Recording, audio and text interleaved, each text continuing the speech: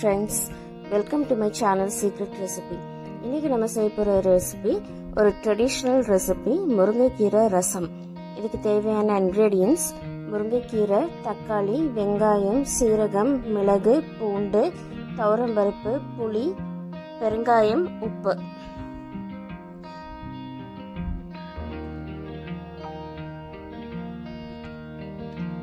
நம்ம எப்போவுமே இந்த முருங்கைக்கீரையை வச்சு முருங்கைக்கீரை சாம்பார், முருங்கைக்கீரை பொரியல், கூட்டு இந்த மாதிரி தான் நம்ம செய்வோம்.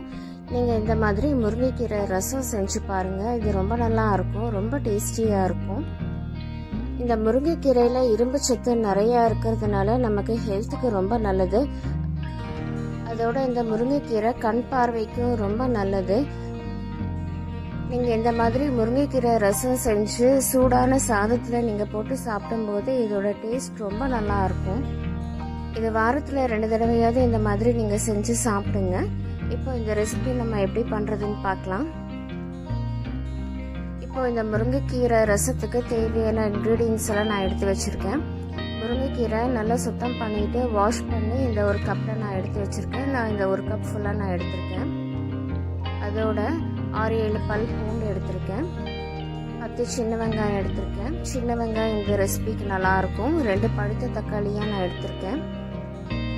அதோட 1 ஸ்பூன் சீரகம், 1 ஸ்பூன் மிளகு, கொஞ்சமாக புளிப்புக்காக கொஞ்சம் புளி ஊற வச்சுருக்கேன். அதோட நான் பருப்பு வேக வச்சு நல்லா மசிச்சு எடுத்து வச்சுருக்கேன். இது ஒரு ஆப்ஷனல் தான். நீங்கள் இதை பருப்பு சேர்த்தாட்டியும் பரவாயில்ல, இது ஒரு ஆப்ஷனல் தான். அது கூட நான் 3 வரமிளகாய் எடுத்து வச்சுருக்கேன். நமக்கு மிளகுலையும் காரத்தன்மை இருக்குது, அதனால உங்கள் காரத்துக்கு ஏற்ற மாதிரி நீங்கள் எடுத்து வச்சுக்கோங்க. இதுதான் இதுக்கு தேவையான இன்க்ரீடியன்ட்ஸ். இப்போ இதை எப்படி பண்ணுறதுன்னு பார்க்கலாம்.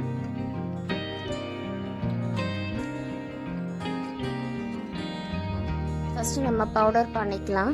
சீரகம் சேர்த்துருக்கேன், அது கூட மிளகு சேர்த்துருக்கேன், கூட வரமிளகாவும் போட்டிருக்கேன். போட்டுட்டு இது ஒரு பவுடராக நம்ம பண்ணிக்கலாம். இப்போ இந்த பவுடர் ரெடி ஆயிடுச்சு. இந்த மாதிரி நீங்கள் பவுடர் பண்ணி வச்சுக்கோங்க. இப்போ இது கூடவே நான் பூண்டு, வெங்காயம் 2 நான் சேர்த்துக்கிறேன். சேர்த்துட்டு இது 1-2 நம்ம சுற்றிக்கலாம். பூண்டு வெங்காயத்து கூட நான் கொஞ்சமாக கருவேப்பிலையும் சேர்த்துக்கிறேன். சேர்த்துட்டு இது 1-2 நம்ம அடித்து எடுத்துக்கலாம்.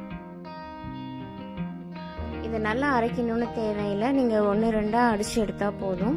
இந்த மாதிரி நீங்கள் 1-2 அரைச்சி வச்சுக்கோங்க.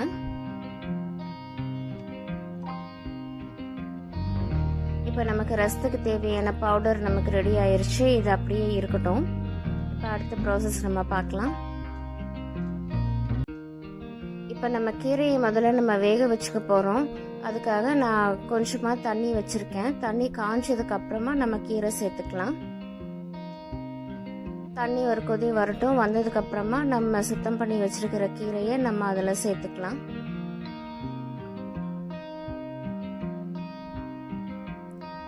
இப்போ தண்ணி நல்லா கொதிக்க ஆரம்பிச்சிருச்சு. இப்போ நம்ம சுத்தம் பண்ணி வச்சிருக்கிற கீரையை நம்ம அதில் போட்டுக்கலாம்.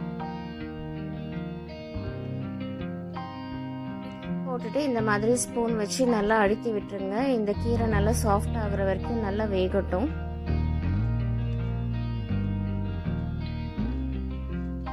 தண்ணி கொஞ்சம் அதிகமாக தான் நான் வச்சுருக்கேன். இந்த தண்ணி தான் நம்ம ரசத்துக்கும் சேர்த்த போகிறோம்.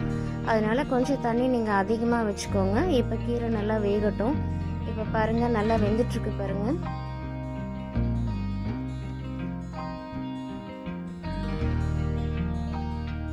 இப்போ உங்களுக்கு பார்க்கும்போதே தெரியும் கீரை நல்லா வெந்திருக்கு, நல்லா சாஃப்டாக இருக்குது. இப்போ இந்த ஸ்டேஜில் நம்ம ஸ்டவ் ஆஃப் பண்ணிக்கலாம்.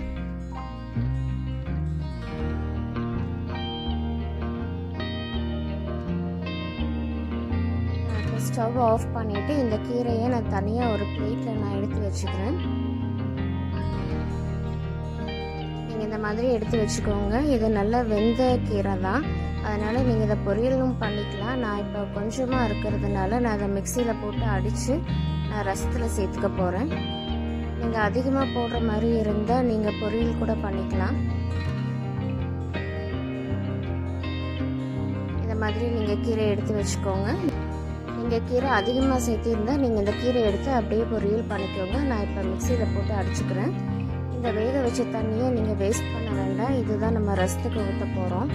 அதனால இது அப்படியே இருக்கட்டும், இதை வேஸ்ட் பண்ணாதீங்க.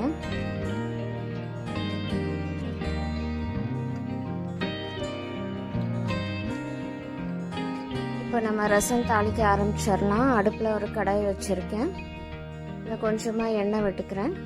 எண்ணெய் சூடானதுக்கப்புறம் நம்ம கடுகு கருவேப்பிலை எல்லாம் போட்டு தாளிச்சிக்கலாம். எண்ணெய் சூடாயிருச்சு. நான் கடுகு போட்டிருக்கேன். கடுகு பொரிஞ்ச உடனே கருவேப்பிலை சேர்த்துக்கலாம்.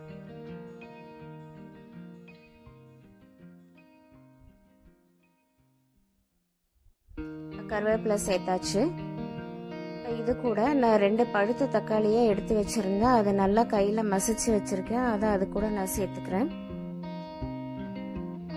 சேர்த்துட்டு இது ஒரு தடவை நல்லா மிக்ஸ் பண்ணி விட்டுக்கோங்க. இப்போ இது கூட நான் புளி கரைச்சி வச்சிருந்ததை அது கூட நான் சேர்த்துக்கிறேன்.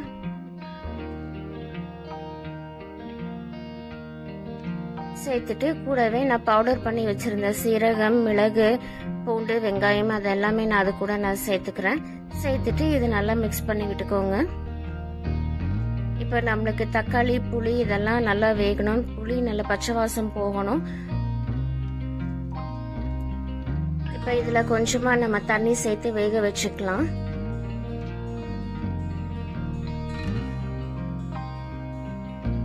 நான் பருப்பு வேக வச்சிருந்த தண்ணியை நான் எடுத்து வச்சிருந்தேன். அந்த பருப்பு தண்ணியை நான் அது கூட நான் சேர்த்துட்டேன். சேர்த்துட்டு இப்போ நம்ம தக்காளி நல்லா வேக வச்சுக்கலாம்.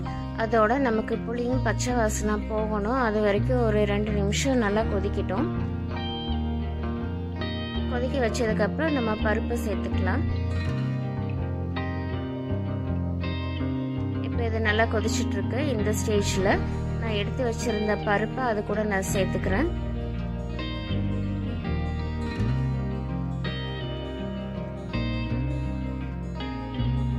இந்த பருப்பு ஒரு ஆப்ஷனல் தான். நான் சாதத்தில் ஊற்றி சாப்பிட்றதுனால கொஞ்சமாக பருப்பு வேக வச்சு அதில் போட்டுக்கிறேன். நீங்கள் சூப் மாதிரி குடிக்கணும்னா உங்களுக்கு பருப்பு நீங்கள் போட தேவையில்லை. இப்போ இது கூட நான் வேக வச்சுருந்த முருங்கைக்கீரையை நான் அரைச்சி வச்சுருந்தேன். அதையும் நான் அது கூட நான் சேர்த்துக்கிறேன்.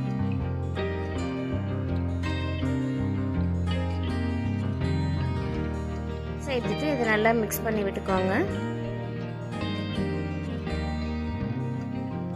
நமக்கு கெட்டியாக இருக்கிறதுனால தேவைப்பட்ட அளவுக்கு நம்ம தண்ணி விட்டுக்கலாம். நான் கீரை வேக வச்சுருந்த தண்ணி தான் எடுத்து வச்சுருந்தேன். அந்த தண்ணி தான் நான் சேர்த்துக்கிறேன். அந்த தண்ணி வேஸ்ட் பண்ணாதீங்க. அந்த தண்ணி நம்ம கீரை வேக வச்சதுனால அதில் சத்து நிறையா இருக்கும். அதனால அந்த தண்ணியை நம்ம ரசத்துக்கும் யூஸ் பண்ணிக்கலாம். உங்களுக்கு வேணுங்கிற அளவுக்கு நீங்கள் தண்ணி சேர்த்துக்கோங்க. இன்னி உங்களுக்கு தண்ணி கொஞ்சம் அதிகமாக வேணும்னா நீங்கள் இன்னி கூட கொஞ்சம் சேர்த்துக்கோங்க. சேர்த்துட்டு கடைசியாக இந்த டிஷ்க்கு தேவையான உப்பு நம்ம சேர்த்துக்கலாம். சேர்த்துட்டு ஒரு தடவை நல்லா மிக்ஸ் பண்ணி விட்டுக்கோங்க.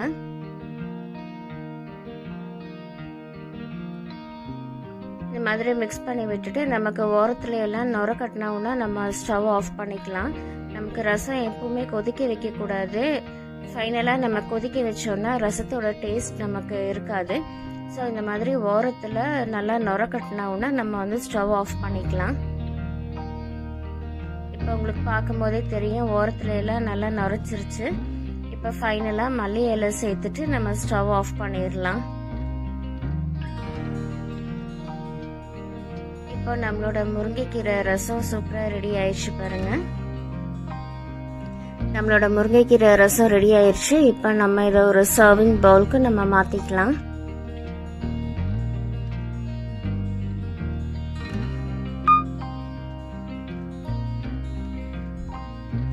இப்போ நம்மளோட சூடான முருங்கைக்கீரை ரசம் சூப்பராக ரெடி ஆயிடுச்சு. இதோட டேஸ்ட் வேறு லெவலில் இருக்கும். இது சுடு சாப்பாட்டில் நம்ம போட்டு சாப்பிடும்போது இதோட டேஸ்ட் ரொம்ப டெலிஷியஸாக இருக்கும். இந்த முருங்கைக்கீரை ரொம்ப ஹெல்த்தி. இதில் இரும்பு சத்து நிறையா இருக்குது. அதோட இது கண் பார்வைக்கும் ரொம்ப நல்லது. ஸோ இந்த மாதிரி நீங்கள் ரசம், முருங்கைக்கீரை ரசம் நீங்கள் அடிக்கடி இந்த மாதிரி நீங்கள் செஞ்சு சாப்பிடுங்க. ஸோ ஃப்ரெண்ட்ஸ், இந்த ரெசிபி நீங்கள் எல்லாருமே ட்ரை பண்ணி பாருங்கள். இந்த ரெசிபி உங்களுக்கு பிடிச்சிருந்தா சீக்ரெட் ரெசிபி சேனலுக்கு லைக் பண்ணுங்கள், ஷேர் பண்ணுங்கள், சப்ஸ்கிரைப் பண்ணுங்கள், கூட பெல் ஐக்கானை கிளிக் பண்ணுங்கள். ஸோ தட் என்னோட நோட்டிஃபிகேஷன்ஸ் எல்லாமே உங்களுக்கு வந்துடும். Thank you. Take care. Bye bye.